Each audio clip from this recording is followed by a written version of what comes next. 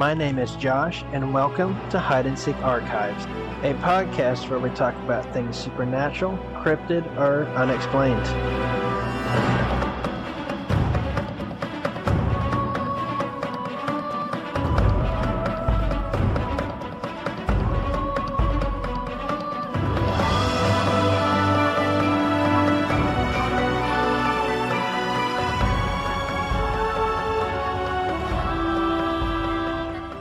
Hey, Mike. Hey, what's happening, Josh? How you doing? I'm okay. Just taking it easy. Yeah, staying healthy. Yeah, trying. Basically, what I wanted to do is, you to tell me, what got you into this and how this all started. First of all, where you from? I'm originally from Houston, Texas. Okay. And I think I've heard people mention you on Sasquatch Chronicles a few times as well. I've never done a show with Wes or anything like that. The only thing, no, I didn't. I never did Sasquatch Chronicles. I don't think. Pretty sure I did. I think I've heard people mention you though before. Maybe it was either there or another podcast. I listen to a lot. I've seen some of the forum comments about some of what some of them think about me. Right, I take a lot of bullshit in this. Yeah, obviously, putting out what I do, it's way over many people's heads. But recently, though, I was really happy to see Igor Burtsev, Russian scientist, hominologist, come out and state his own experiences. Actually, he was doing a voice too that, you could compare it to Neff's vocals, right? Just his own voice. He was saying they sounded like when they were speaking with, some of the experiences he's had. And he validated their paranormal nature and some of the experiences that he's been going through. So I've waited 8 years for that, for science. North American science, they could take some lessons from this because they just sit on the fence, do nothing. This whole Gigantopithecus BS theory, and that's what it is. Sasquatch are humans, period. You look at their feet. I got a cast here. So I got casts all over the place, actually.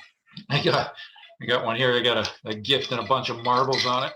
I actually had a recent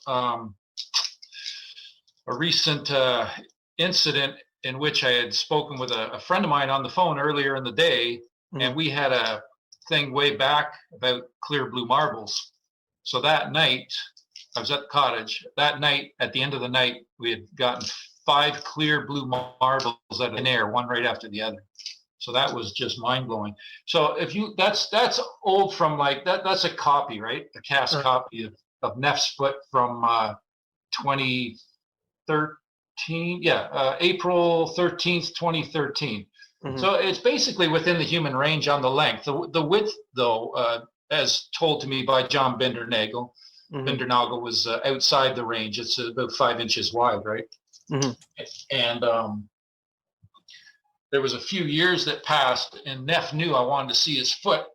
There's a little extra here on the outside of the toe. It actually stops there, and it stops down there. But this is several years later. The comparison showing growth on his foot. Okay, yeah. Yeah, there was about 2 inches of growth on his foot, and he had placed that when I arrived to the cottage. I think it was 2018, might have been 2018. And I had just gotten to the cottage. Dwayne was outside working on his truck, and suddenly this footprint appears out of thin air.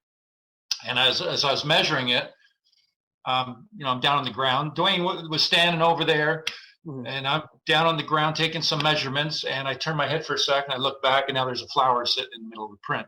So this stuff I've witnessed literally hundreds and hundreds of paranormal incidents with this stuff, right? Including physical contact many times, both indoors and out.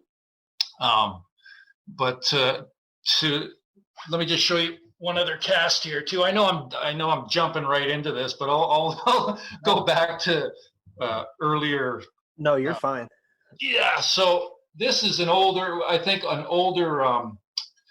So you can see the toes there. Yeah. This is done these are done in snow, right? So, you know, people, why isn't it deeper? You know, well, it's frozen gravel underneath, and my car doesn't even make a dent. So, so that was, see that was Neff's foot, and then that's I think an older brother, and it's not the biggest print that we've seen either. The biggest so far was 20 inches, 20 by 8 inches on the width. And so anyways, I just mentioned there's other family members, all kinds of the smallest print I've seen is 6.5 inches, I think, from one of the children. And there's been vocals captured. There's this whole thing about the vocals, and Dwayne's he's Neff. And I'll be going through this probably for a long time, these accusations and all this. You know, there was some damage done when we had a falling in back in 2015 because of the stalking going on, and which is still going on.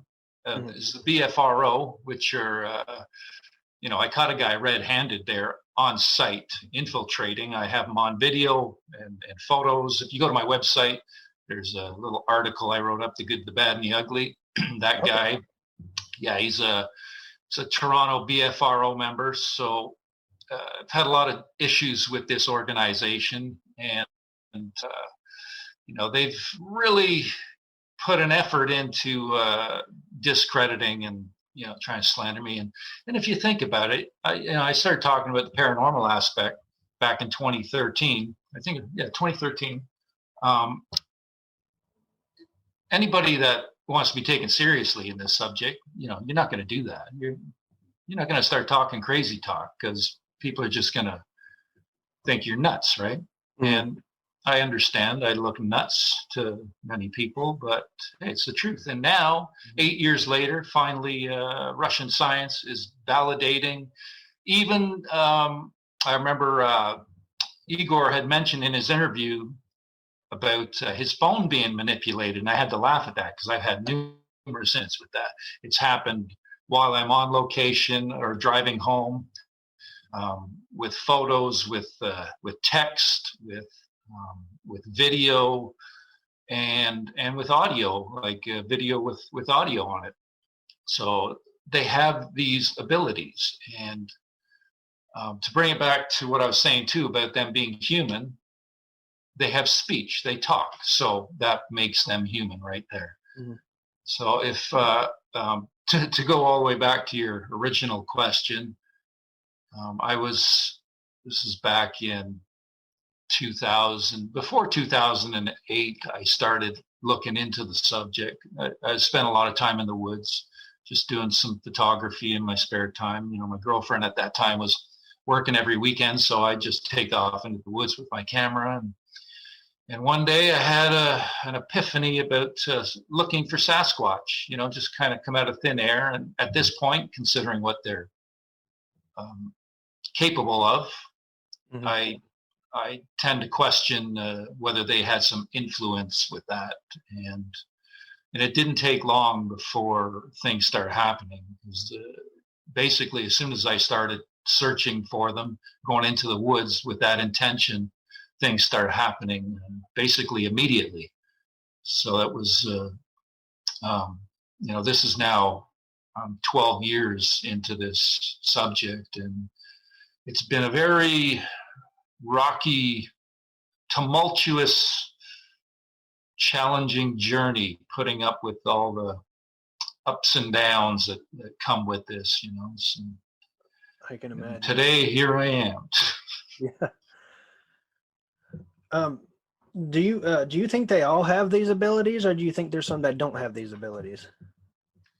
I don't know. I know what I've experienced. It seems, it seems they all do to a certain level, but perhaps some more than others. Um, I honestly, I can't answer that with any, uh, conviction.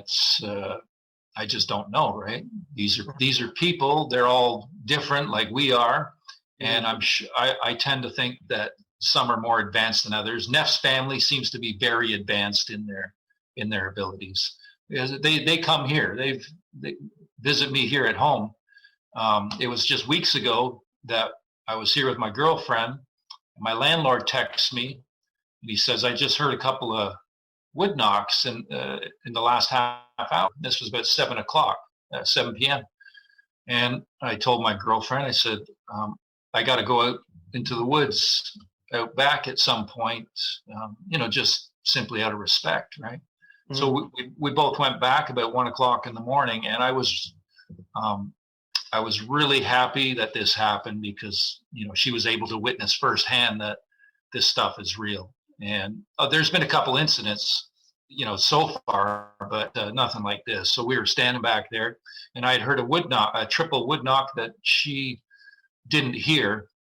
There was a lot of wind up in the trees, tend to be up in the tops of the trees there when we were back there. And when I told her that, she hadn't heard it, I could have easily missed it. It was very subtle. My ears have been trained doing this stuff, right? So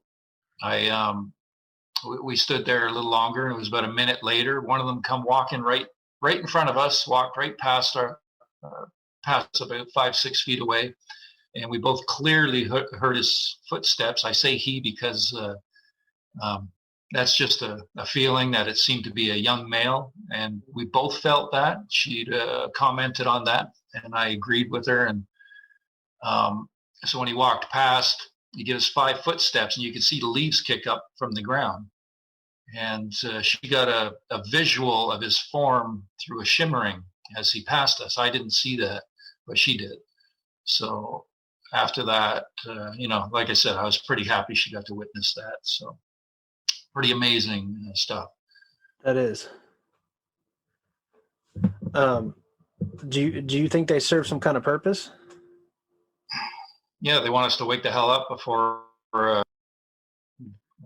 before we destroy everything in ourselves, I think.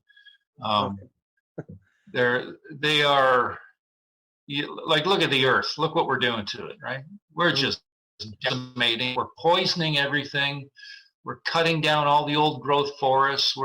Everything's being destroyed. And in my opinion, there is a small group of psychopaths with far too much money that wish to control everything. And if people can't see that right now with what's going on with this whole virus crap, locking down the entire globe for a 99.9% survival rate, when there's it's just, none of it makes any sense, except the fact that there's a bunch of psychopaths that want to basically and worse, and kill us off to a certain percentage, as I've been told, by these. I ask, I'm at a level now when I make visits, and I don't really do this here. I do it there more so because it's where they live. So the activity seems to be much more, or it is much more prevalent than here at home. So, I get visits periodically, right? I have no control over that. So when I'm there, I have my way of doing things. I refine things to use a chalkboard and a sketch pad, and I ask questions, and I basically refined a lot of my questioning down to yes or no answers, so it's easy to understand, right? So I've asked about all this stuff going on, and it's basically man-made, bad humans, and yeah, they want to kill us all. So it's not a nice thought. No, it's not. So the Sasquatch, they want us to wake up. They do care about us. We are connected to them, and I'm sure some of them, many of them, I don't know, are pretty disgusted with the human race and how we treat each other and the earth. They see what goes on. They're very highly telepathic. They know what's going on, big time. Do you think? Do you believe in mind speak? Oh, I know it's real. I've had it happen numerous times. Okay. The first time was back in 2013. I was laying on the couch, kind of almost. Or was that? No, that was when they introduced me to one of their children. Yeah, they tend to like that time when you're between asleep and awake. I guess maybe it's easy for them to, your mind isn't cluttered, and it's a time for clarity with them, or even when you just wake up. And the first time they grunted in my head, and it was so loud, I shot right to my feet, and I was on the phone instantly to Dwayne, telling him what happened. Right. I had another incident where I was feeling kind of down that day, and I was telepathically calling out to Neff, and I was saying it out loud too. And I went home for a break. It was about 10 in the morning. I was working in that, and I was sitting at my computer.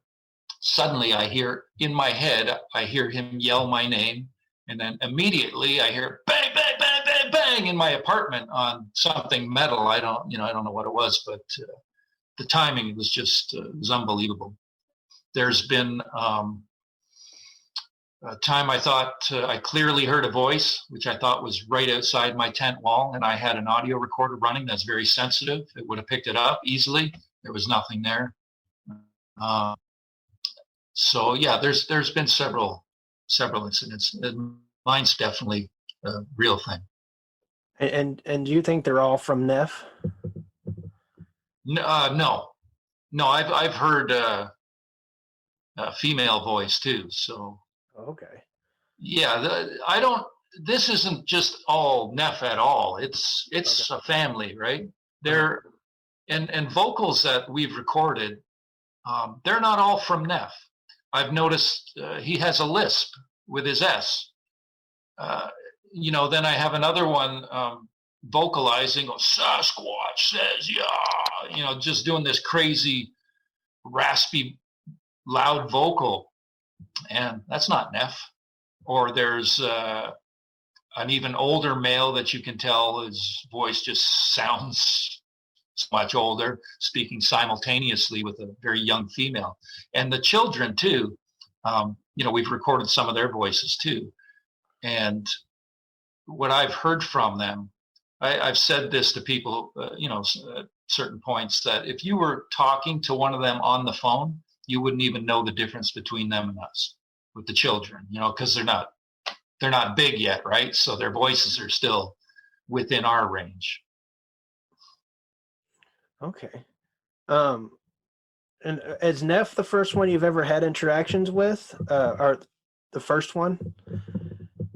Not the first one I ever heard vocalized. No, that was back in 2008, October 25th, 2008, just north of Toronto. I was in the woods there. Somebody had brought me to a location where there was previous activity, and I was really skeptical. I'm like, yeah, I don't think you're not going to find Sasquatch in here.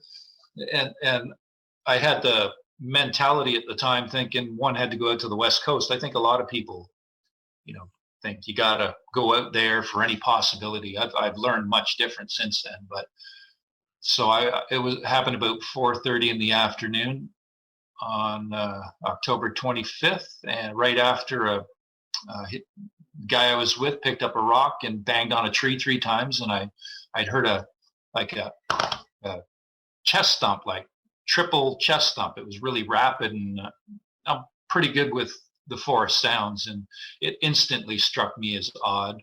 And we just stopped, and then there was this giant triple guttural whoop that and I remember at the time thinking it was so pronounced, it sounded like it could speak English, and little did I know at the time. And that vocal it just filled the forest. It was huge, and that's what changed my life, was that vocal right there. And then I spent about 4 years in that area, frequenting that area, and other locations, up until the situation with Dwayne dropped into my lap, and then now it's been 8 years. I think we're pretty much on 8 years of ongoing contact experiences there. Okay. And what kind of interactions do you get, and do they ever show themselves to you completely? I've never had a close visual. There's been at a distance. There's been a lot of strange stuff. Like I had my face covered one time, and right before it happened, there was this wispy, really dark black smoke-like substance that appeared right here in front of my eyes just before I felt this firm. I assume it was a hand. It had very soft hair on it, so I don't know, but it was basically invisible, and it's my understanding that they can materialize their physical being in part or in whole anywhere. There's been several incidents where we're standing outside, Dwayne and myself, and he's noticed them partially materialize, like standing behind me, directly behind me, and towering over top of me. One time I got poked in the side when it happened, and then they just disappeared. So there's another time we were sitting in chairs, and I had turned my head for a sec, and suddenly Dwayne was almost out of that chair. This was in the early days. There was a lot of fear still back then, because as soon as I turned my head, this wasn't meant for me, it was meant for him. There was a tree, I don't know, maybe it was 20 feet in front of us, and one of them had kind of stuck themselves out from the tree there, and he saw this kind of luminescence. I can't remember if he said it was the eyes or whole being. I'm not sure, but this whole thing is just filled with strange stuff, right? That and also that's why I initially got invited into the cottage, because there was sightings going on. Dwayne's dad had a full-on sighting outside his bedroom window there one morning when he got up out of bed. So there's definitely been sightings going on. And there was another time when I was told they were on their snowmobile, and they noticed a pair of red eyes following them, red glowing eyes that were keeping up with the speed of them, right? So yes, it's just filled with strangeness. That's interesting. And these abilities, do you think they're more cloaking or interdimensional, or both?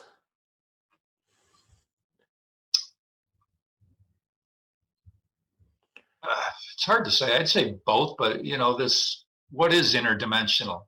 They come here, and they've been inside here, so their ability to. I've had to move several times throughout this in the last dozen years.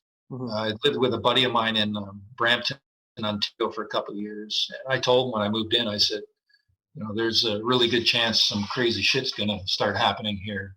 And he's pretty laid back guy. He was a skeptic, and he kind of laughed it off. And by the time I left there, they'd walked across the room in front of him. They'd given him physical contact. They'd given him mind speak. Shook a tree's backyard, left him footprints, messing around, turn all the smokes upside down his pack, stuff like this. One of the first things, they rifled his wallet on a dresser, and that was one of the first things they did. And I remember at that time I'm like, oh, thanks guys, he's gonna think it was me, right? And it was a few weeks after that they showed him their presence. So by the time I left there, he'd experienced enough to change his entire view. And so it doesn't matter where I go. It's the person, I think, right? It's it has to do with the person. So I've had paranormal stuff going on, from my understanding, since I was in the crib. So this is, I don't know if that was them, was something else, them and something else. I don't know, but there's been instances throughout my life where this paranormal stuff has shown up. So it's a strange trip, that's for sure. Yeah. Yeah, it's definitely interesting. And I've heard, you say they're human, and I've also heard theories where they're possibly Nephilim. Have you ever heard that? Yeah, I get a lot of. I remember when I first got Neff's name, we used to call him Mr. Funny because of his sense of humor before we learned his name, and I'd be going, Mike, and because I knew they were there. I knew they're listening, right? And it took months before finally one day he speaks into the microphone. He said, Dwayne, Mike, Nefertia. Mm-hmm. So I ended up with spelling Neff's name with the Nephatia, and I kind of kicked myself in the ass for doing that, because so many people have associated that just because of the way I spelled it with Nephilim, right? So I spell it Nefatia. I just changed that PH just to try and get rid of that. Humans, I don't know, it's some of them, their way of thinking, it just doesn't make much sense to me. But as far as the whole Nephilim thing, no, I don't believe they're Nephilim. That not at all. These are, according to a question I asked, they are the first humans on Earth, which was pretty mind-blowing to get an answer from them. And then I had asked them this question, and I had a sketch pad sitting out, and the front of the sketch pad has this tiger's face on it, just something I grabbed from the dollar store, right? Mm-hmm. So I'd asked them this question, and we were outside, and I come in, and they had written yes on the nose, which I found pretty funny, yes on the nose. So I started questioning whether, was that there before? I would have noticed it. No, because I know what's in that sketch pad.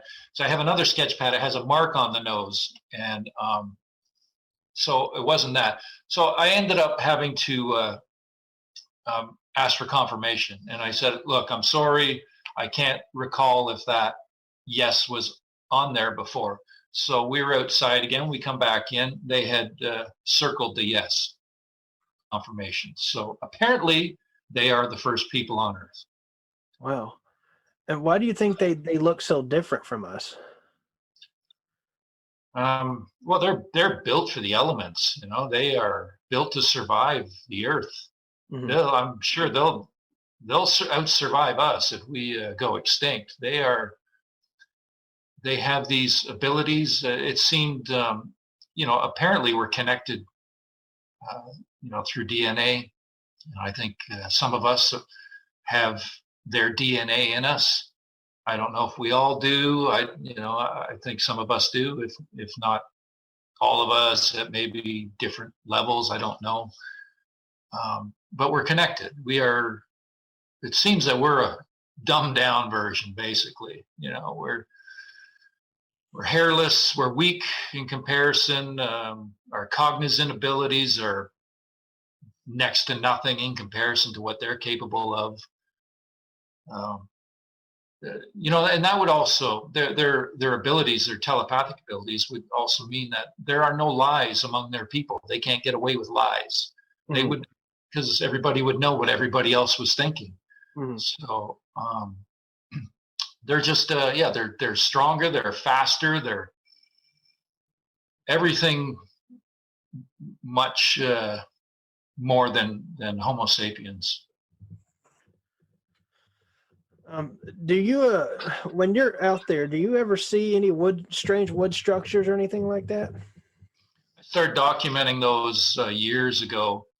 That was one of the first things I was doing, right? So I've definitely documented many. And another researcher friend of mine, Leanne, that's a big thing that she does as well.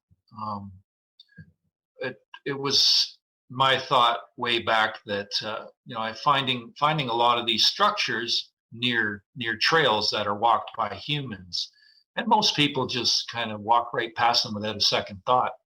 Kids might jump around, play in them or something, but I don't think humans would really give them much thought, except that, oh, it was just built by another human, which is apparently so, considering that Sasquatch are human. But I think they use or build these for one reason, to entice our curiosity and to start questioning where these things came from. I think some of them, the way they're put right in our face, basically, is they're sort of like crop formations, crop circles, ETs leaving this sort of thing for to show their existence. That's what it seems like. It seems like the Sasquatch are doing the same thing. I'm sure there could be definitely other reasons for them, multiple reasons for them. Maybe they're pointing to certain things, or maybe they have different meanings, or maybe it's just some abstract art. I don't know, but I think one big one is that they are placed where we will run into them and see them and question them with curiosity and wonderment and sort of. And I know, I think I know, I already know the answer to this, but do you believe that they can tell the difference between a good person and a bad person? Oh yeah, definitely. They can read us like, I can read people. If I can read people, then more so. Oh, they're, just far beyond us. And so people like this BFRO guy that I've been dealing with for, basically since this almost started, he's been involved in this for over 2 decades, and he's got nothing. And my understanding would be because they see his heart, they see who he is, what he does, and he could end up spending the rest of his life chasing his tail, because they're not going to give him anything, because they see his heart. He's just he's a I don't want to say any bad words, right? But no, I understand. Yeah, there's people with good intentions and that have good hearts. And do you think they're more inclined to interact with people who have a kind heart? Yeah, but I also think perhaps some that don't, they might get run out of the forest. They might end up having a very negative interaction, get the crap scared out of them. You hear a lot about attacks, and anytime I hear somebody say, "Oh, I got attacked," I think, no, you didn't get attacked. If you got attacked, you would not be here telling your story, because they can walk up to you and just snap your neck like that. You're done. And they're not going to get caught, at least by our people.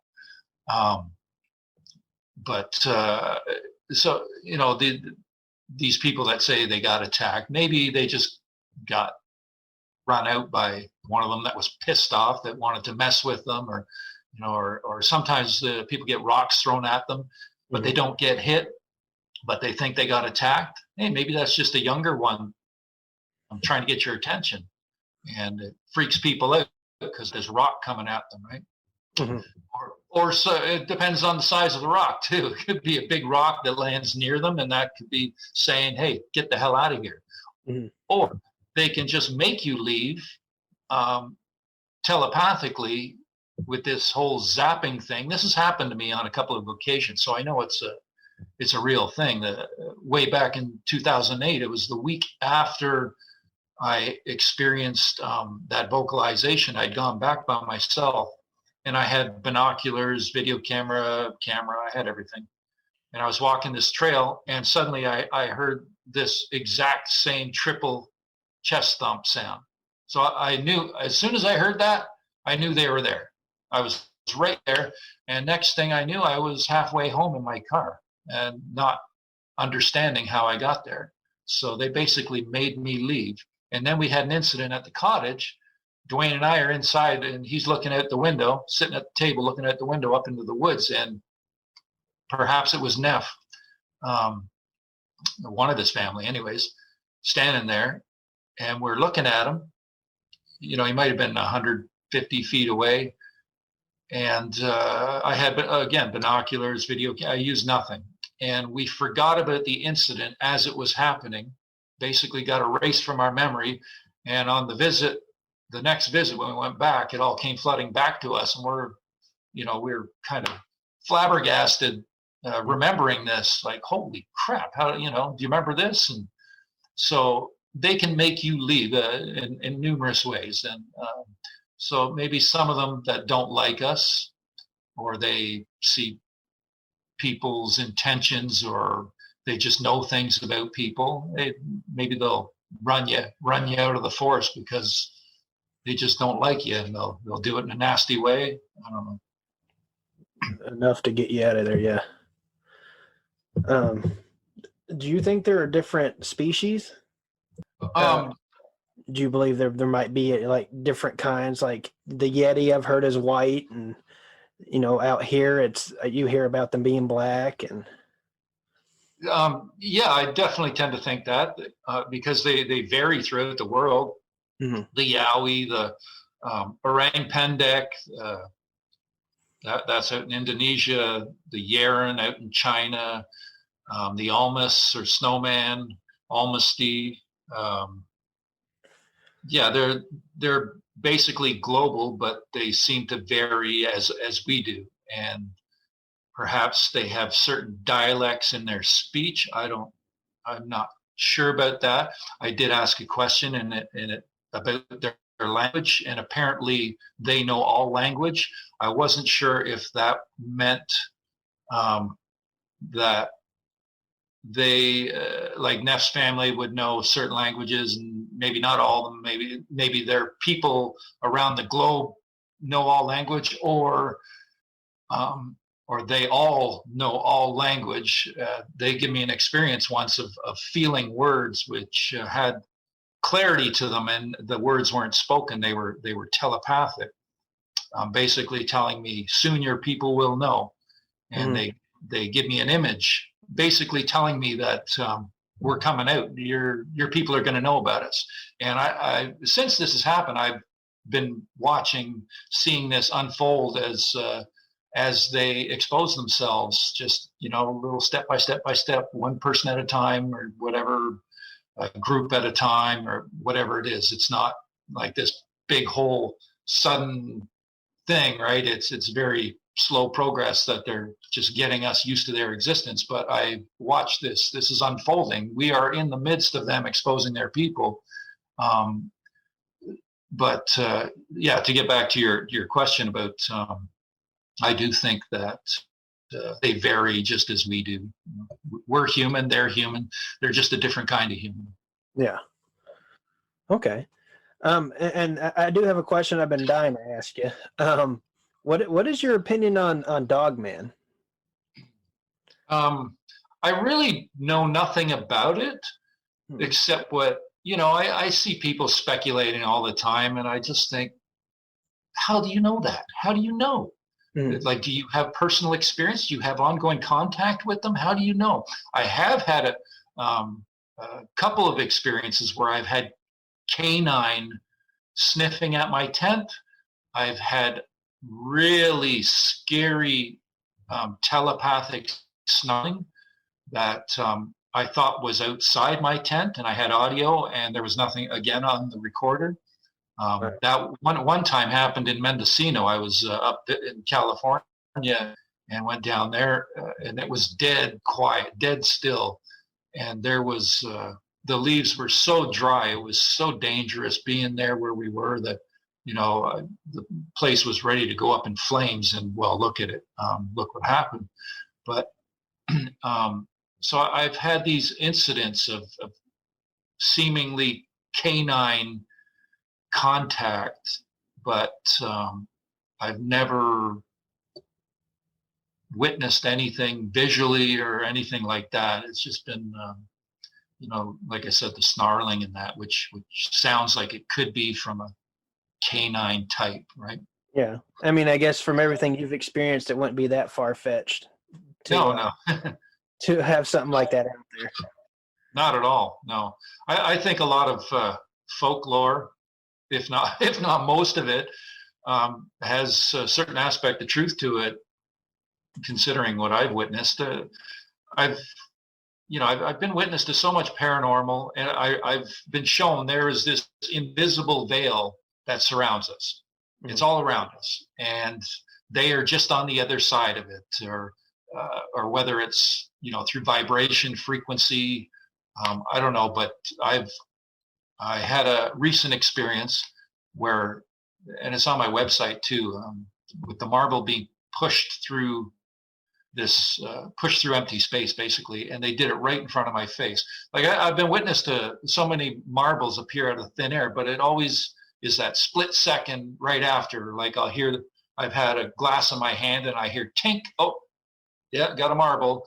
I've had it dropped into my hands or bounce off my body, and I never see them come out of thin air. It's just that immediate instance after. But so it was actually, I've had two incidents now where they held it right in front of my face. They knew where I was looking, and it was, within arm's reach. And the first time they did it really slowly. So I got to watch the marble push through, squeeze through. And so at first I just see it, the partial piece of the marble as it's coming through, and until it kind of popped and dropped to the floor. And I had audio running outside the first time, and you can hear it hit the floor actually pretty loud. And that piece of audio is on my website there with the little story I wrote with it. Okay. Yeah, I'm glad you told me about your website. I didn't know you had one. I'd love to check it out. Yeah, SasquatchOntario.com. Okay. Yeah, I'll definitely be looking that up.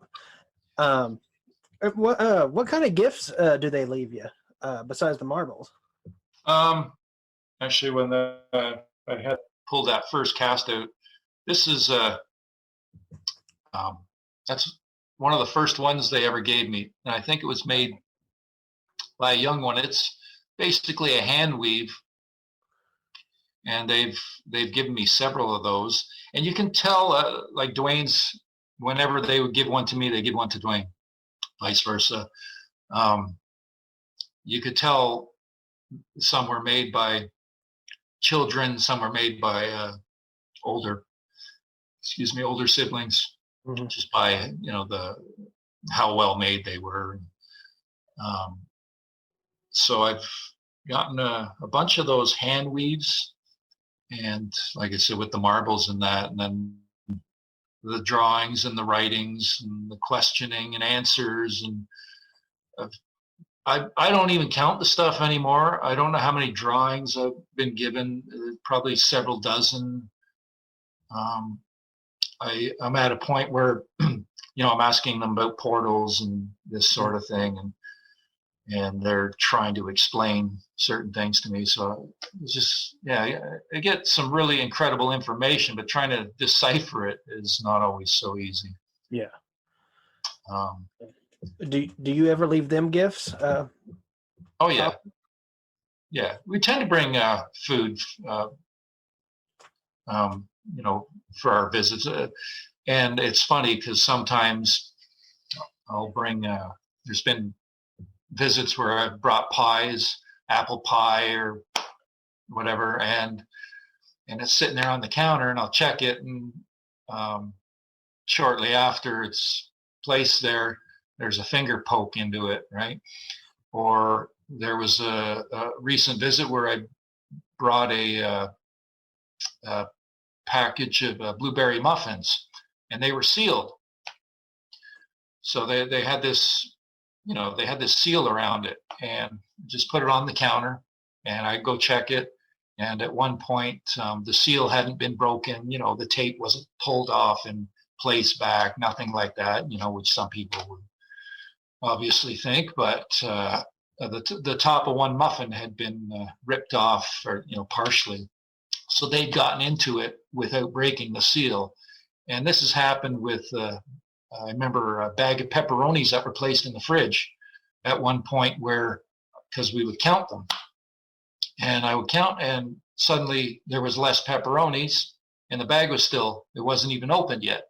So they're able to do this, this crazy stuff, right? It's just crazy stuff. And It's very fascinating, though. yeah, and when I first started into this and started witnessing this stuff, it took me a year before I said anything. But with the footprints, everybody kept saying, "Oh, follow the footprints," and I said, "Well, I know where they go." All of them went nowhere. Hundreds of footprints from different family members, all of them, they go nowhere. And there's, finally it just got to a point where I was like, okay, I'm just gonna say it publicly, and I know I'm gonna get ridicule, lots of ridicule, and I knew it was coming. And sure enough, I've been through hell and back, and it got at one point, like I said, Dwayne and I had that falling out, and things got really nasty between us, and because he understandably is just wants to protect what he has. If you found out you had something like this going on your property and you had people trespassing, you would get pissed off. And he didn't know I was involved, if I was involved or not at the time. So he took an opportunity back in 2015. He basically pulled the plug and tried to turn it into a hoax, right? And, there's the whole voice thing, that he's Neff's voice, but there are things that they can do that I have not spoken publicly about, and I won't. It's there's certain things I know that I do not tell.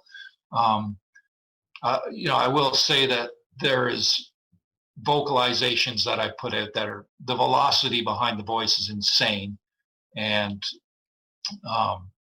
or where Neff's down the road yelling his head off, and or there's where Dwayne and I are together and Neff's voice is over there. I'm standing right there. Every time I had one of those conversations with Neff, I would Dwayne's inside the cottage. We would take turns standing outside, and finally there was the time that he yelled out when we were both right there at my car.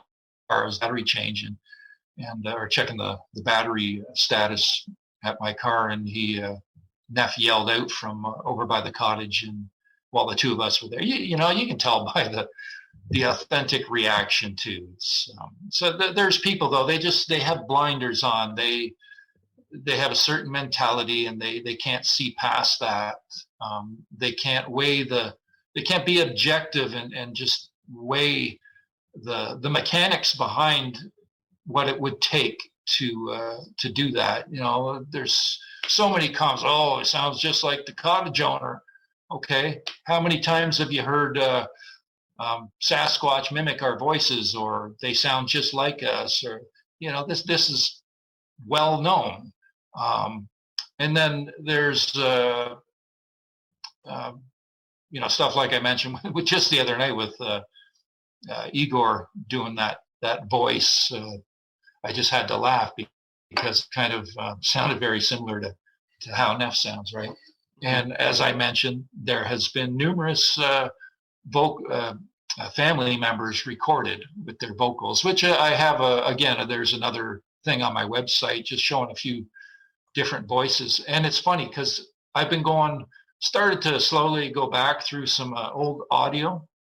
And I remember at one point, I went right to the first visit. And there's one of them speaks right near my vehicle, and I passed that as somebody else at the time. Now I know it's not. I can tell, right? You can just tell.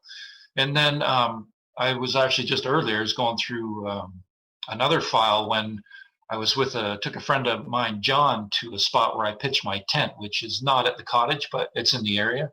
Mm-hmm. So when we were there, we had numerous things happen.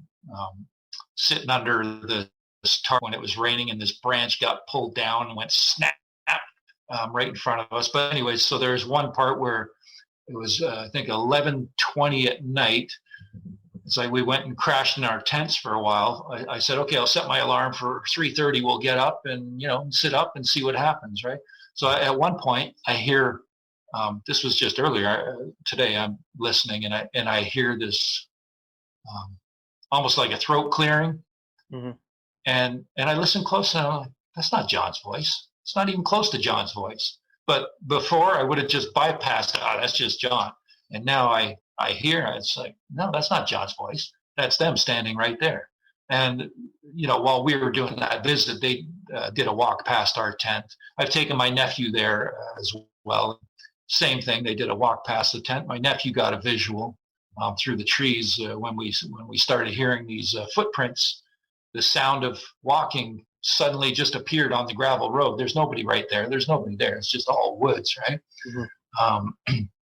And like I said, this is just filled with strangeness. And I think more and more people are finally starting to realize this. There's a lot of people that are still stuck in the ape Gigantopithecus theory, which you could save a lot of time just bypassing that, because this is not what it is. 100%. They are not Gigantopithecus. They are human beings. They're just different human beings, and they've been around a lot longer than we have. They watch us. They see what we do. They live in the forest, and they can go wherever the hell they want. And they have started to really reveal their existence by choosing who they interact with. Mm-hmm. And more people are starting to see this. So, I've been the last dozen years, well, especially the last 8 years and stuff out there, really, like I said, it's been a roller coaster ride, but I'm finally happy to hear Russian science validate their paranormal abilities, and more and more people finally starting to realize this and understand that, I'm just speaking my truth, man. I got nothing to lose or nothing to gain. Mm-hmm. Nothing to gain putting this out. It's cost me a lot of just trouble. So I still speak my truth. Yeah. Have you had any other opportunities to get your story out? As in what way? What do you mean? Like no, I haven't had any like nothing television wise, nothing like that. I've done all kinds of interviews, but and when it comes to something like television, well, there was the documentary that Chris Munch did. Mm-hmm. Chris was the director, filmmaker of Letters from the Big Man, which is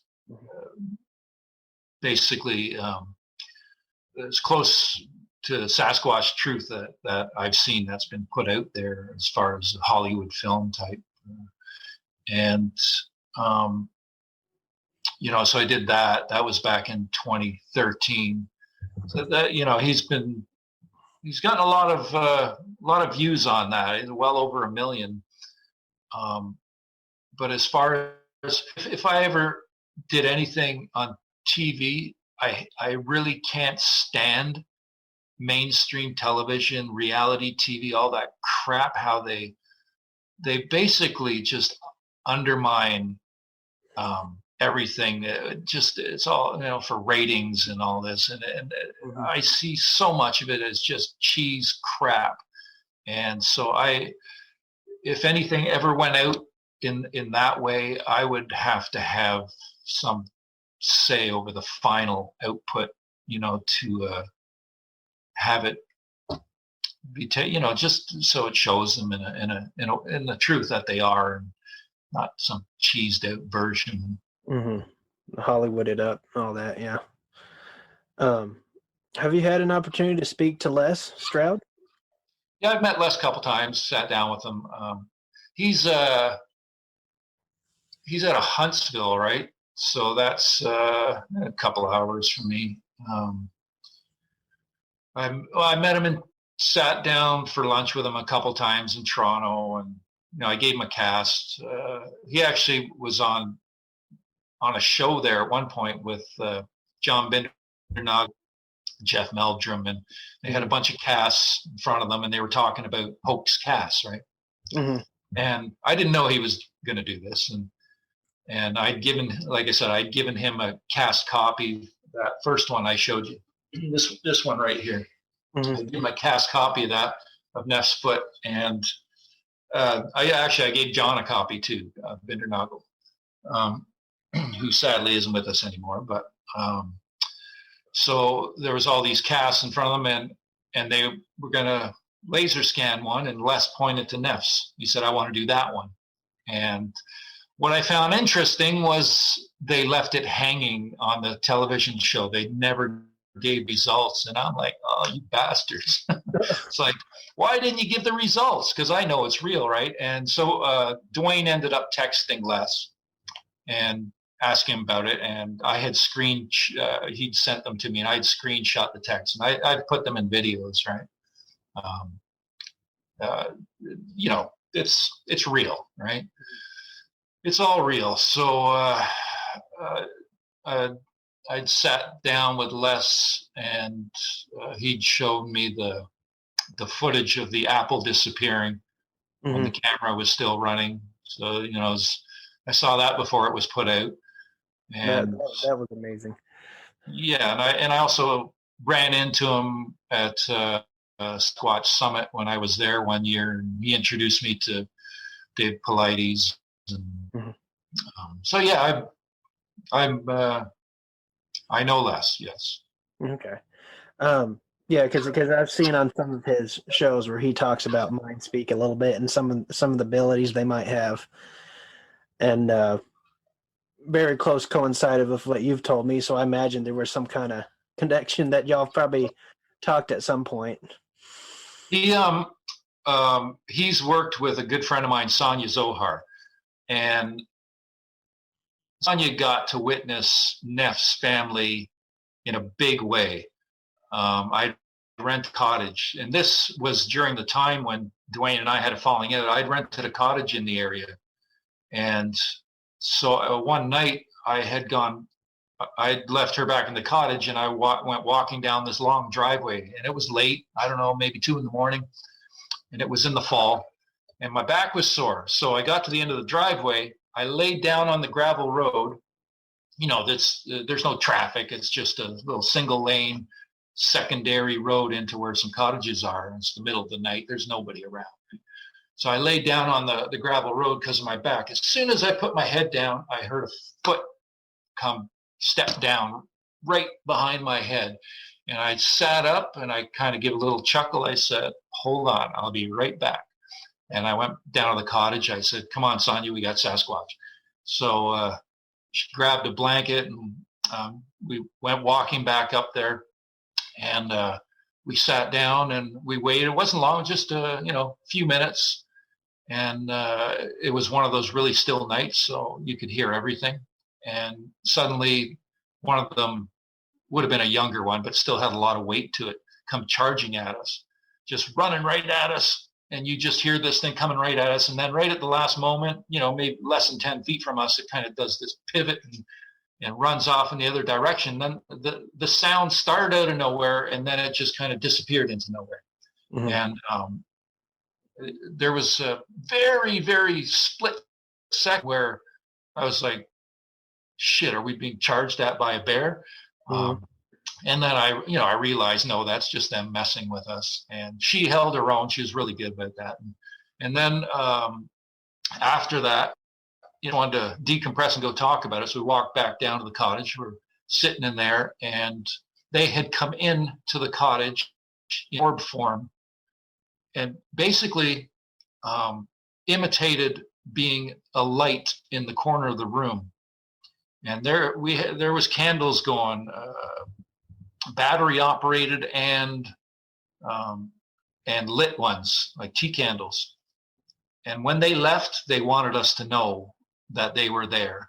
And as they left, it was just like this big whoosh came through the room. There wasn't wind thing. It was just this kind of, it all happened at once, and everything went out at the same time, like the battery operated candles and all the other candles, everything just went dark, and it was like wow, they just wanted us to know that we're here listening. But there was numerous things that happened while she was present. So that got to show her the authenticity of it all. And, she let Les know, like, no, Mike's the real deal. And it's funny, I watched a video not too long ago. Les, I think he was sitting at home in his living room or whatever, and losing some light here. And he had, I think he had some casts on him, and one of them was Neff's cast. And he said, this is from a good friend of mine in Ontario. I think that's what he said. And he didn't say my name, though, right? Because there's so much controversy around my name. People, John Bindernagel used to use my evidence in his presentations, and he started getting flack from people because stating my name. So he kept using my stuff, but he quit saying my name. So there's a lot of controversy surrounding the stuff I put out. It's basically that mentality. If it's too good to be true, it probably is. But in this case, it's not. I was given a mountain of evidence and given something that is extremely rare, I guess, as far as the level of interactions, to capture their voices as much as we did. It's basically unheard of, since back in the 70s with Ron Moorhead. Although those who have heard them they understand, yeah, that's how they sound. So it's, yeah. Okay. Do you ever get any of the whooping out there? Oh, yeah. Yeah, there's been lots of whoops. Okay.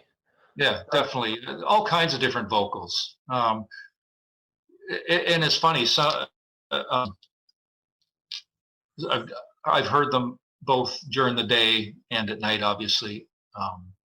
Sometimes it's funny, too, because there's been vocalizations caught from the little girl.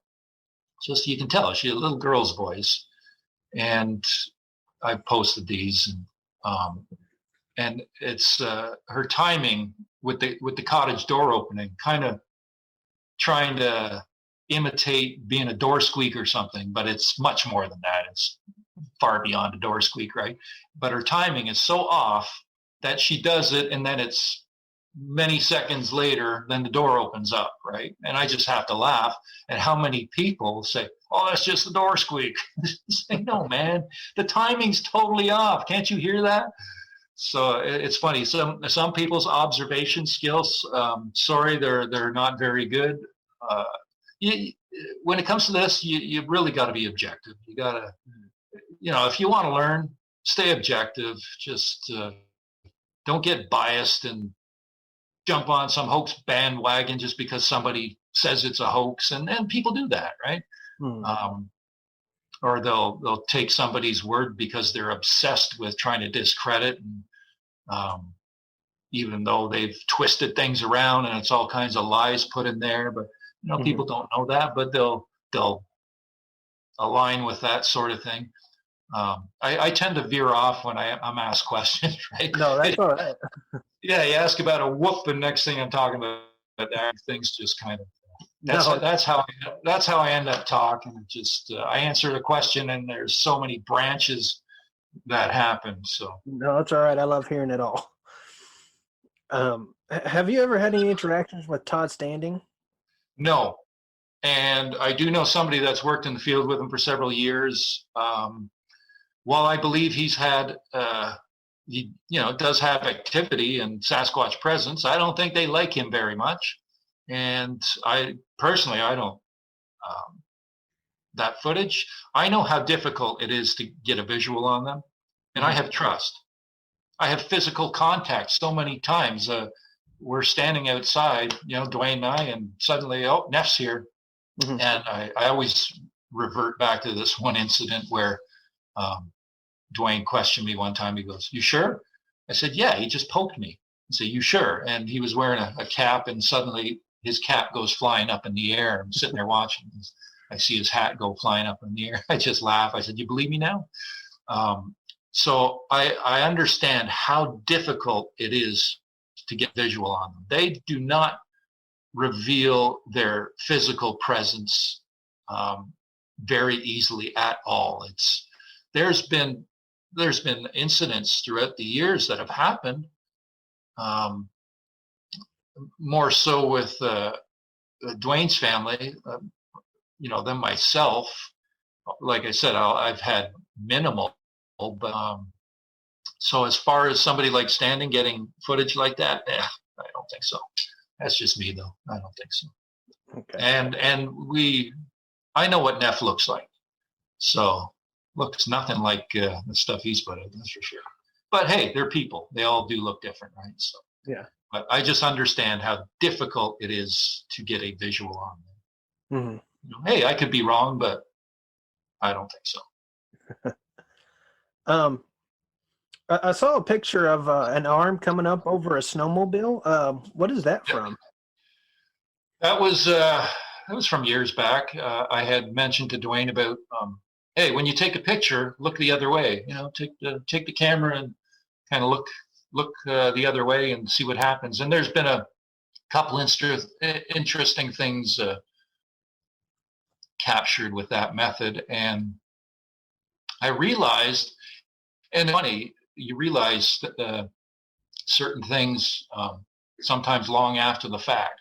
And I didn't realize till just recently that was done on purpose. They knew he was taking the photo because I had found a marble in between the snowmobiles, and it's like, hey, wait a sec. They don't have to show themselves to make that marble appear. So that arm did not have to be there. Mm-hmm. And also, it's my understanding, like I said, with that wispy smoke that I've seen, and also native culture, their belief that they are shapeshifters. And I've had stories from people that I think are entirely authentic that have told me of shape-shifting occurrences that I'm quite confident that they can show themselves in part or in whole. So it could have been only that arm showing, nothing else, right? Mm-hmm. So it's I assume, I believe, I'm pretty confident that that arm was shown on purpose because they knew he was taking the picture. They know where we're focused. They always do. Their timing is absolutely impeccable. They know what we focus on. They utilize that to reveal their presence in it seems just endless ways. It's just a constant variety of ways. They're always showing something, and it might just be a little different than something that you've witnessed so many times before, but there's always this little something new.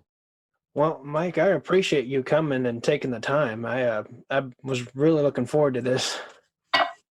Yeah, I'm happy to come on and share my experiences, and hopefully in time people start to see that what I've put out is it's all truth. There's no embellishment. I'm not being fooled. I'm not being played. I've witnessed probably upwards of 1,000 encounter incidents with this cottage situation with Dwayne and myself, plus at other locations.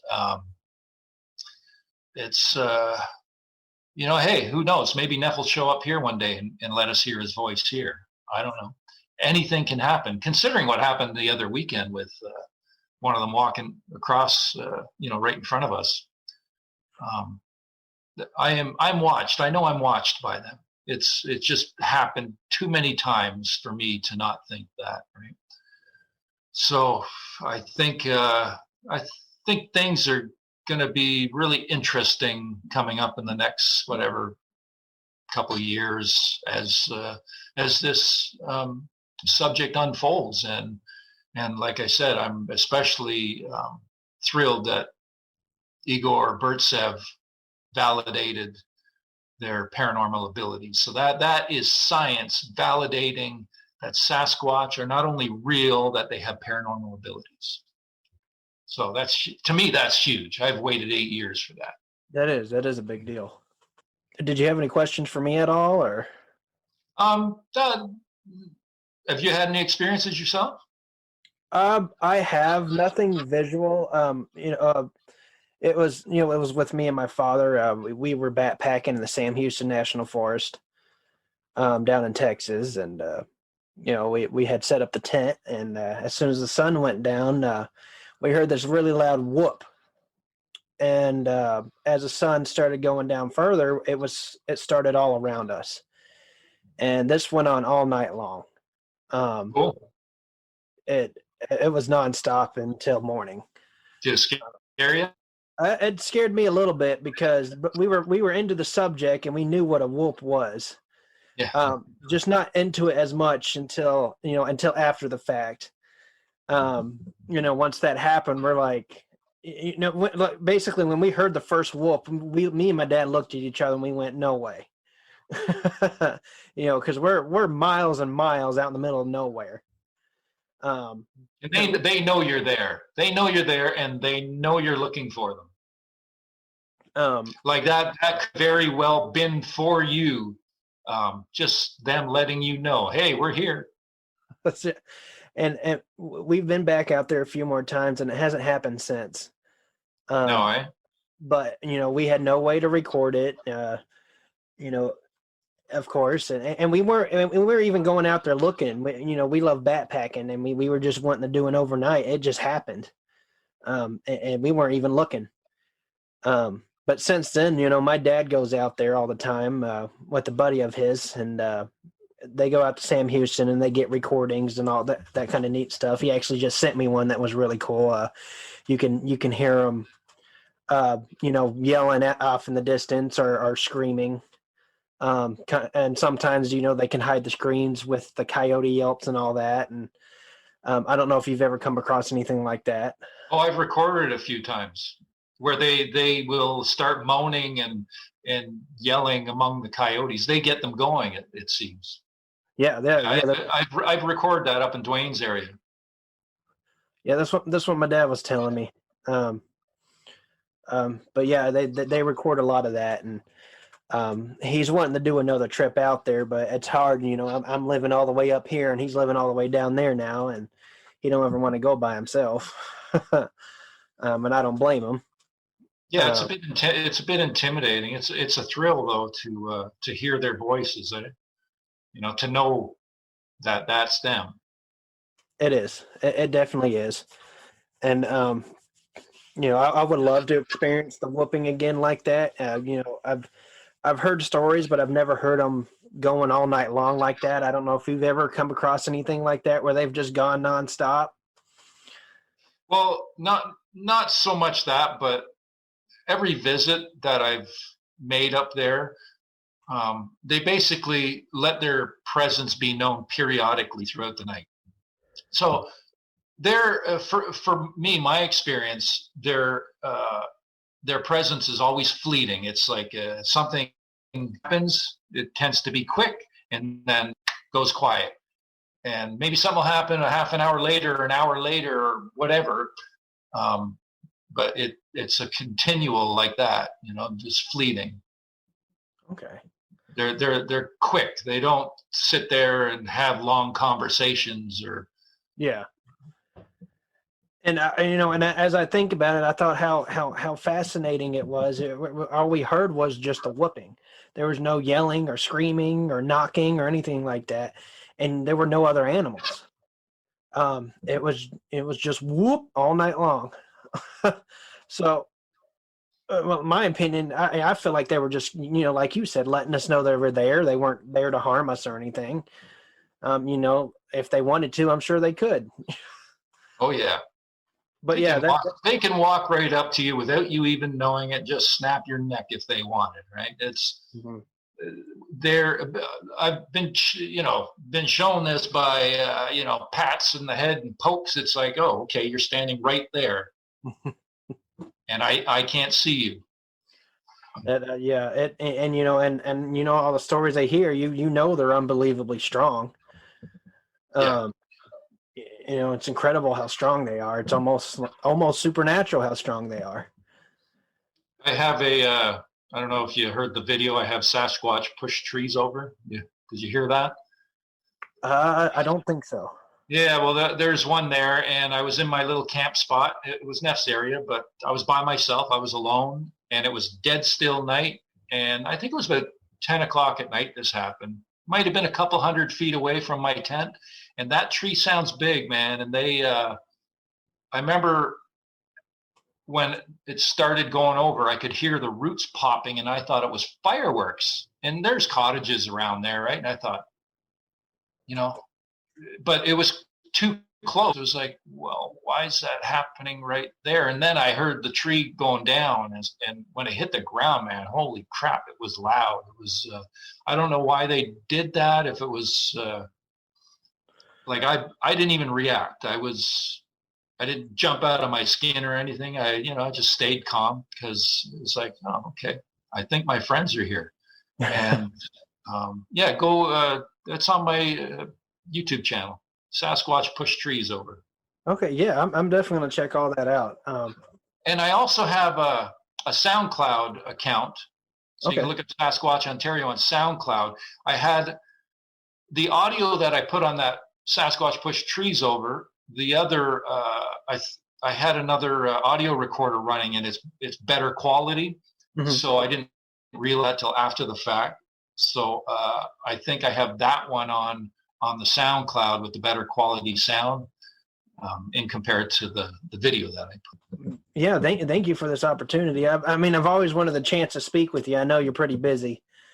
You know, because I grew up hearing about you, and because my dad was really into your stuff, and you know, like I said, after our incident, you know, he kind of opened his mindset on it, and that's when he found out about you, and you know, growing up with him, you know, like I said, that's how I heard a lot about you, and I you know, then I found you on Facebook, and I added you, and now that I know about your website, I'm really going to check that out. But you know, thank you again so much. Yeah, there's not like a huge amount of stuff on there. I tend to be pretty lax about posting. As you can see, I haven't posted a video in quite some time. I have one partially done, but I'm actually in the midst of writing right now.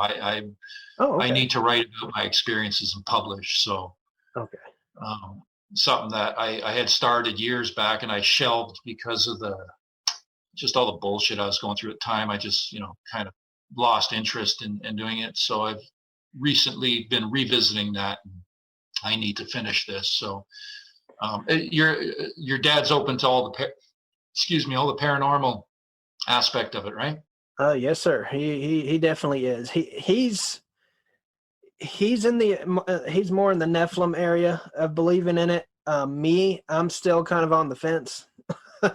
I'm wanting to do some more, you know, investigations up here where I'm at, because you know, Michigan's got a lot of activity as well, um, especially in the Manistee area. But he was looking forward to me interviewing you because he would love to see what you had to say about a lot of my questions. Um, and it might even change his mindset on the whole thing.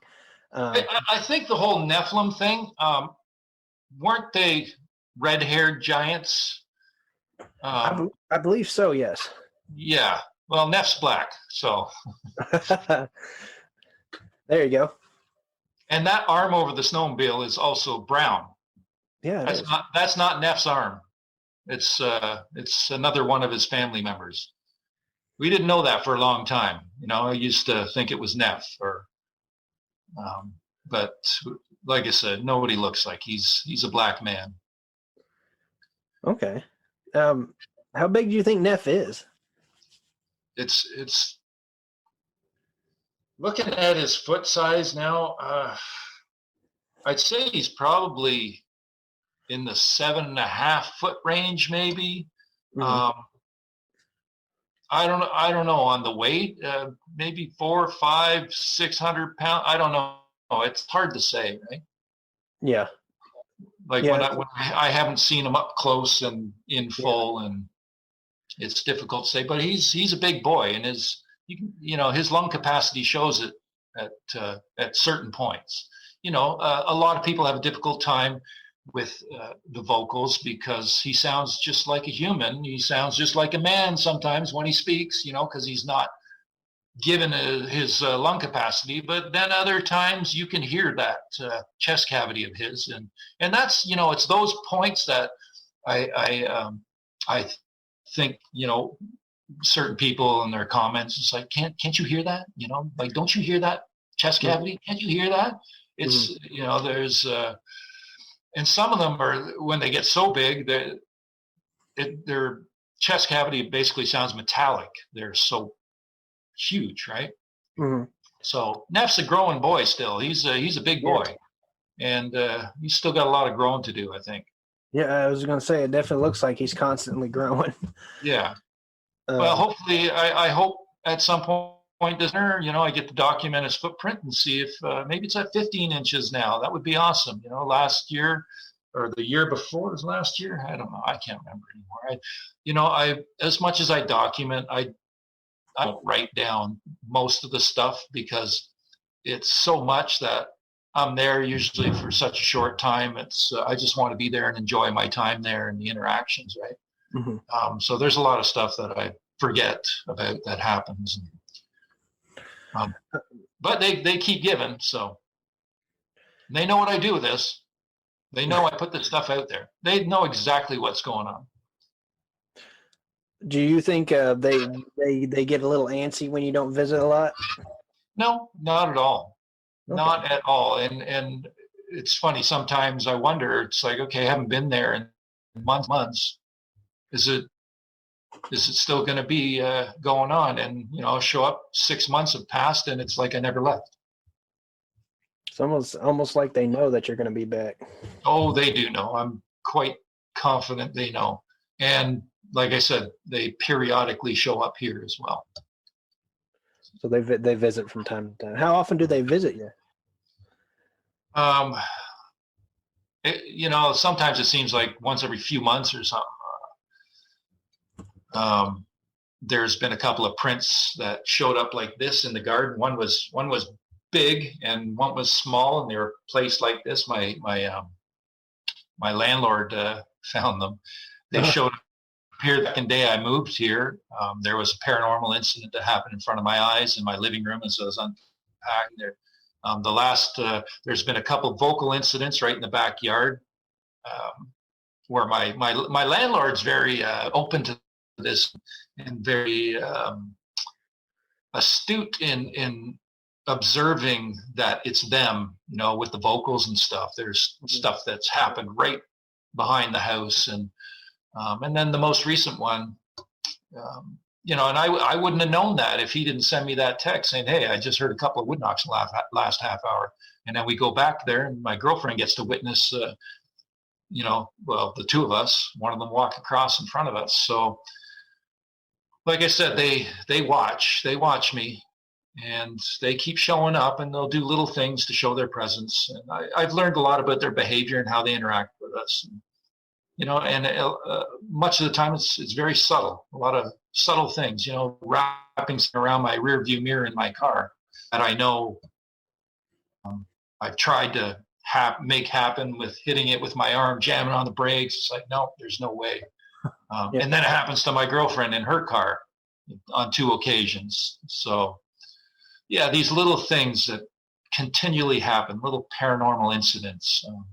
So I know that they're watching close. They, like I said, from what I've been shown and experienced, we are in the midst of their people revealing their existence to us at this time in our history.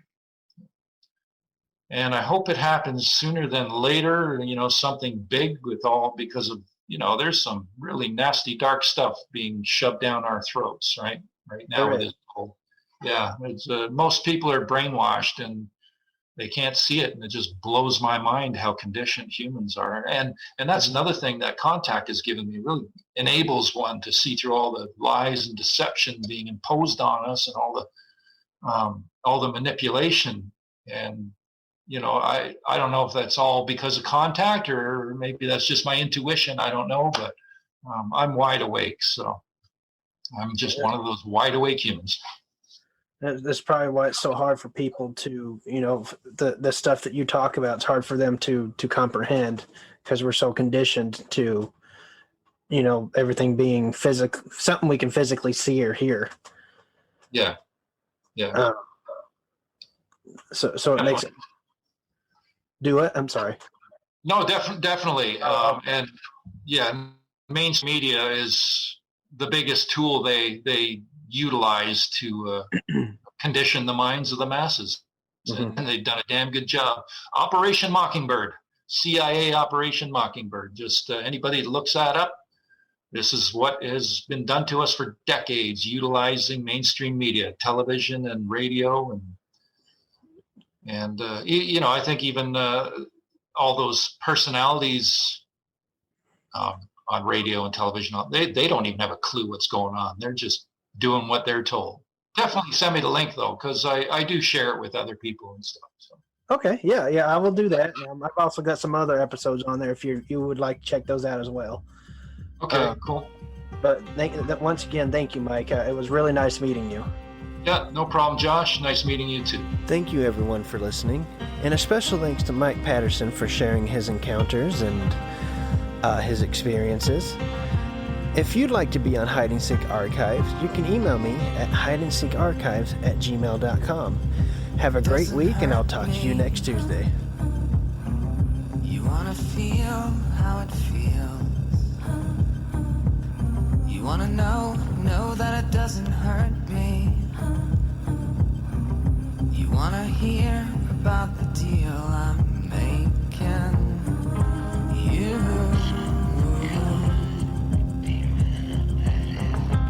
You and me. And if I only could make a deal with God and get him to swap our places, be running up that road, be running up that hill, be running up that building. If I only could.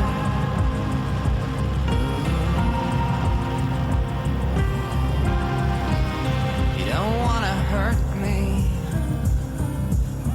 Let's see how deep the bullet lies.